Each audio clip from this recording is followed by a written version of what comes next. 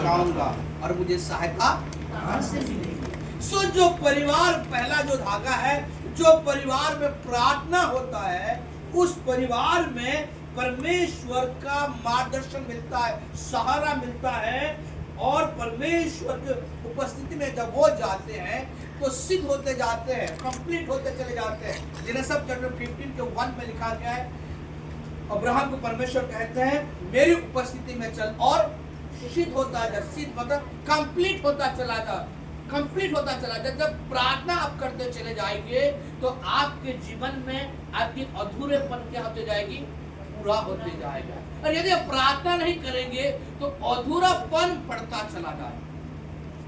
पहला बात आपको मैं सिखा रहा हूं, अपने पारिवारिक जीवन में हमें, वैवाहिक जीवन में हमें प्रार्थना का बहुत ही आवश्यकता है। पति यदि खड़ूस है तो पत्नी प्रार्थना करे, और पत्नी जब खड़ूस है तो पति प्रार्थना करे, लेकिन प्रार्थना होना बहुत ही जरूरी है। प्रार्थना करने से असंभव काम क्या हो सकता है, संभव हो सकता है। बाइबल में लिखा गया है धर्मी जन की प्रार्थना के प्रभाव से बहुत कुछ हो सकता है, बहुत कुछ मतलब अनलिमिटेड थिंग हो सकता है। वहां पे ऐसा कोई नंबर मेंशन नहीं किया गया कि 100 होगा, 1000 होगा, कि लाख होगा। यदि हम धर्मी बन के प्रार्थना करते हैं सो गॉड हमारे सारे डिजायर को परमेश्वर क्या करेगा, फुलफिल करेगा। सो इसीलिए प्रार्थना में लगे रहे। नंबर 1 बात है, एक निर्णय को ले, जिनके जीवन में प्रार्थना नहीं है उसको शैतान बहुत ही ज्यादा अपना प्रभाव को छोड़ देता है।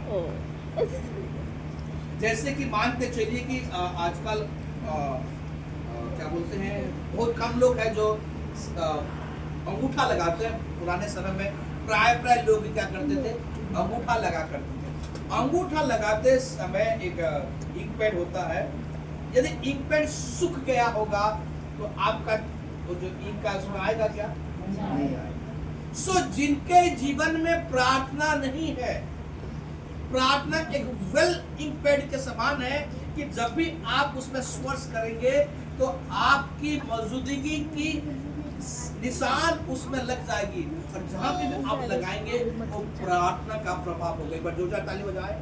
जब आप परमेश्वर के प्रार्थनाओं में रहेंगे सो वो इस प्रकार के इम्पैक्ट करेगा कि उस प्रार्थना के प्रभावित व्यक्ति जहां कहीं भी जाएगा, परमेश्वर के ताकत के द्वारा, उनके जीवन के द्वारा उसके मौजूदगी शैतान के कार्य को डिस्ट्रॉय कर सकता है, नष्ट कर सकता है। ये प्रार्थना एक आत्मिक शक्ति का एक बहुत बड़ा संसाधन है। सो आइए हमारे पारिवारिक जीवन में, हमारे बच्चों के लिए, खास करके बेटा मरीश और नेहा, आपके लिए एक विशेष मार्गदर्शन की बात है कि अब तक 6 साल ऐसे ही चला गया, जैसा भी चला गया, लेकिन अब से लेकर हर एक दिन प्रार्थना में आपकी दाम्पत्य जीवन चलना पाए। आमीन। और जो सुन रहे हैं आप लोगों के लिए भी है कि आइए आप पर में प्रार्थना करने वाला परिवार बने।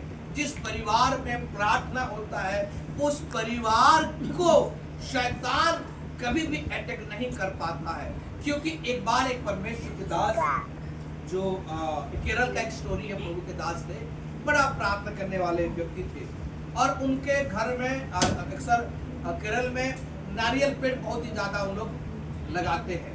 सो उन्होंने प्रार्थना करके किया था और ऐसा कहा था कि सारे स्वर्गदूत तुम मेरे घर के चारों तरफ क्या करो, चौकीदार बनो, सुरक्षा दो।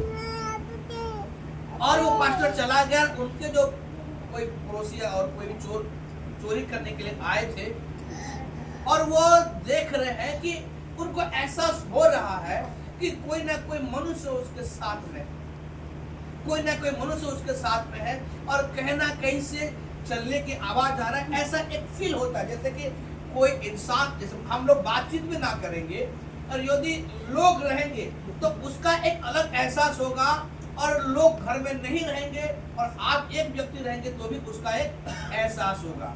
तो उन लोगों ने नारियल चोरी करने के लिए आए थे, लेकिन उनको डर लगे कि अरे अगर चोरी करेंगे तो क्या कह जाएंगे, पकड़ा जाएंगे, कोई ना कोई तो घर में है। और उन लोग चले गए, और दूसरा समय में आकर बोले कि अरे उस दिन कहाँ थे आप लोग? ऐसा घुमा फिरा के जो लोग भी बड़े उत्साह के साथ पूछते हैं। सो बोले नहीं हम तो बाहर चले गए थे। नहीं आप तो थे ही। तो फिर बताया वो कि आप तो नहीं थे, लेकिन हमारे प्रभु अपने लोगों के लिए सुरक्षा को देता है। जैसे आप अपने बच्चों को छोड़ के घर से जाते हैं, हम भी छोड़ के घर को जाते हैं, हमारे बच्चे लोग वो बेटे बाहर में है, सो आप कैसे उनको सुरक्षा को दे सकते हैं? यहाँ से आप प्रार्थना करेंगे, वहाँ पे आपकी प्रार्थना का प्रोटोकॉल उनको मेंटेन करेगा। वो परमेश्वर की सुरक्षा के घेरे में रहेंगे। हालेलुया।